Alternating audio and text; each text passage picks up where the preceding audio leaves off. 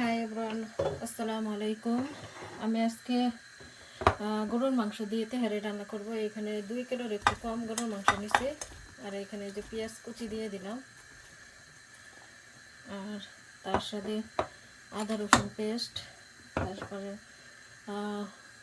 মরিচের গুঁড়া, ধইনা, জিরা, তারপরে গরম মশলা পাউডার। আর এখানে আমি একটা বিরিয়ানির মশলা বানাইছি, ওইটা পরিমাণ মতো দিয়ে দিলাম।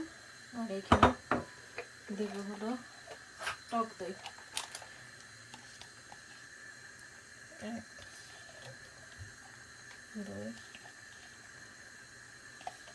4 টেবিল চামচ টক দই দিয়ে দিলাম এখানে। আর এখানে এখন আমি অয়েল দিয়ে দেবো।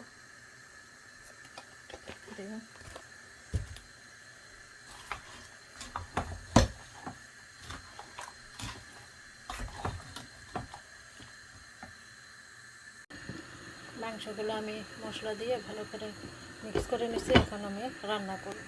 গরুর মাংসটা আমি কষিয়ে রেখে দিলাম। এখন আমি পরে এটা দিয়ে তেহারি রান্না করব। আমার অংশটুকু, রান্নার অংশটুকু কেটে দিচ্ছে, যাই হোক দুঃখিত। আমি যেখানে মাংসগুলো দিয়ে বাসমতি চাল দিয়ে তেহারি বসিয়ে দিয়েছি, ভালোই ঝরঝরে হয়ে গেছে। এখন আমি এখানে পানি অ্যাড করব। চালটা আমি ভিজিয়ে রেখে দিয়েছিলাম, এই জন্য অত পানি লাগবে না, পরিমাণ মতো পানি দিলেই হবে।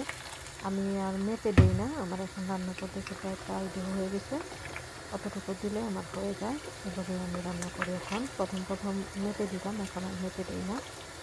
আমি পানি দিলাম, আর একটু পরিমাণ পানি দিব, যেহেতু চালগুলা সিদ্ধ হইতে একটু পানি দরকার। আমি এইভাবেই তেহারি রান্না করি। এভাবে তেহারি রান্না করলে অনেক সুস্বাদু হয়। আর এই তেহারিটা সবাই অনেক পছন্দ করে আমার হাতের। যাই হোক, নিজের হাতের খাবারে রান্না করে খেতে হয়, কী করার, এখানে তার কেউ নাই, নিজেরটা নিজে রান্না করে খেতে হয়। আর তা না হলে বাহিরে যায় কিনে খেতে হয়। আমি এখন ঢাকনা লাগিয়ে রেখে দিলাম। এই যে আমার তেহারিটা হয়ে গেছে। আমি কিছু পেঁয়াজ বেরেস্তা উপর দিয়ে দিচ্ছি। যতটুকু পানি দিয়েছিলাম পারফেক্টভাবে আমার তেহারিটা রান্না হয়ে গেছে। আর কোনো কিছু দিতে হয় নাই। আমি একবার একটু উপর দিয়ে ঘি আর এই যে পেঁয়াজ বেরেস্তা দিয়ে দিয়েছিলাম। এই রান্নাটা এখন ডান। এখন আমি ঢাকনা লাগিয়ে রেখে দেবো। আমরা একটু পরে খাবো, এখন খাবো না। আধা ঘন্টা পরে জোহরের নামাজটা পড়ে তারপর আমরা দুপুরের খাবারটা খাবো।